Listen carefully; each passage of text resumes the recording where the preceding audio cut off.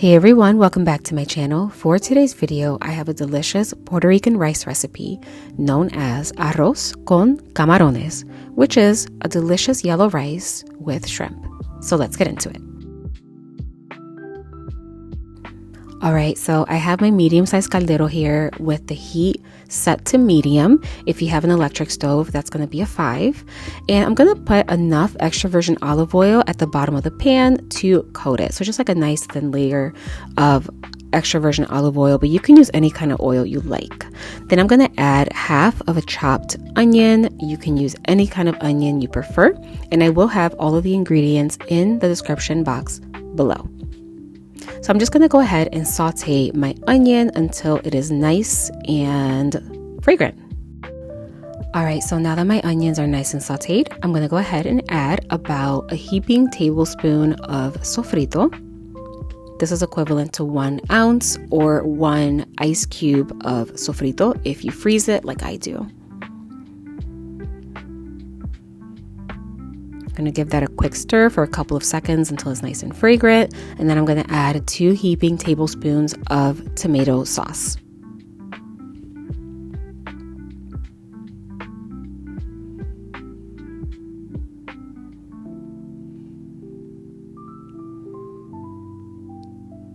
Now this combination here of oil, sofrito, and tomato sauce, this is like the foundation for a lot of our recipes, a lot of our yellow rices, our stews, our beans, soups, etc.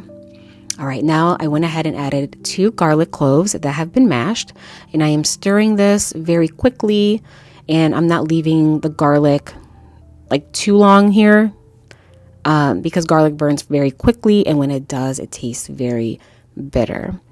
Okay, so after just like about 4 seconds or so, I'm going to add my shrimp. I am using 1 pound of jumbo shrimp. Has the shell off, the tail off, and is deveined. That is completely clean. And I like using jumbo shrimp because I find that since it's so big, it remains nice and juicy even at the end of the cooking time. Because, you know, if you overcook shrimp, it does get kind of rubbery and gummy. But in my experience, not with jumbo shrimp. So I'm just going to go ahead and stir everything up really well. And I'm pretty much going to cook the shrimp through because shrimp cooks very quickly. So about 5 minutes or so. All right, and after a couple minutes, my shrimp is cooked through. If you are using a smaller shrimp, it's going to be a lot faster for you, probably like 2 minutes or so. And then I'm going to add 2 cups of medium grain rice. Okay. I'm using medium grain because that's what I have on hand, but if you have long grain rice, feel free to use that. You're just going to have to adjust your water slightly, okay?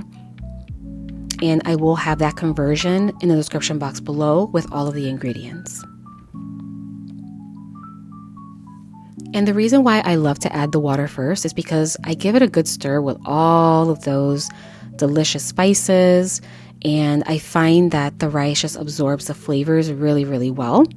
And also, I kind of prevents from me adding too much water in the rice. Like I can control how much water I add. Because if I put the water first, I kind of run the risk of just overdoing it.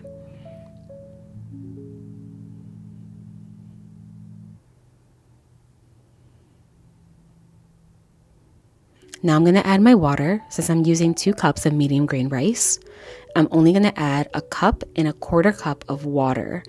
And so if I were making white rice, I would add 2.5 cups of water for medium grain rice, or for 2 cups of medium grain rice. But since I have shrimp in here, the shrimp is going to continue to release moisture throughout the cooking process. And because of that, I'm using a little less water because I don't want my rice to turn out mushy in the end. So that's something to keep in mind. Now I'm going to add 1 packet of Goya sazon. I ran out of my homemade sazon, but if you want to learn how to make homemade sazon, I do have a video on it, which is about 3 videos before this one. Now I'm going to add 1 shrimp bouillon.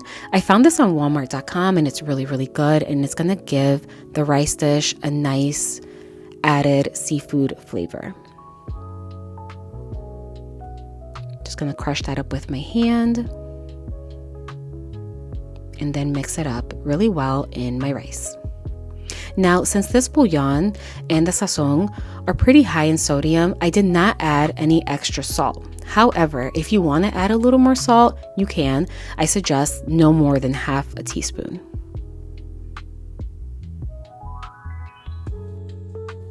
And then lastly, I'm going to add about half a cup of some frozen corn. You can use mixed veggies if you prefer. Again, you can always customize this to your liking. Okay, I'm going to give that a really good stir. And while my heat is still set to medium, I'm going to put the lid on my caldero and wait until it comes to a simmer.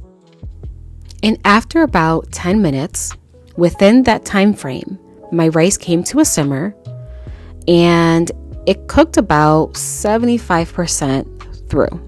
This is the perfect time now to stir everything really, really well, just to combine everything nicely. And then I like to bring my rice to the center so that it doesn't stick too much to the side of the caldero. Now I'm going to set my heat to low and let it continue cooking. And then after about 15 minutes, my rice is done. Super, super easy. And just like that, my arroz con camarones is done. And this rice came out so good.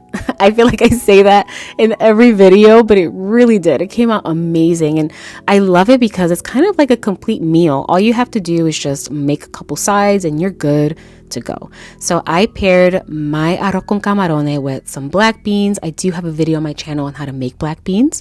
I also fried up a sweet plantain. I have a video for that as well.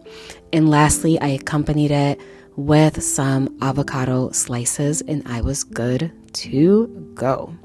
And just like that, thank you so much for watching today's video.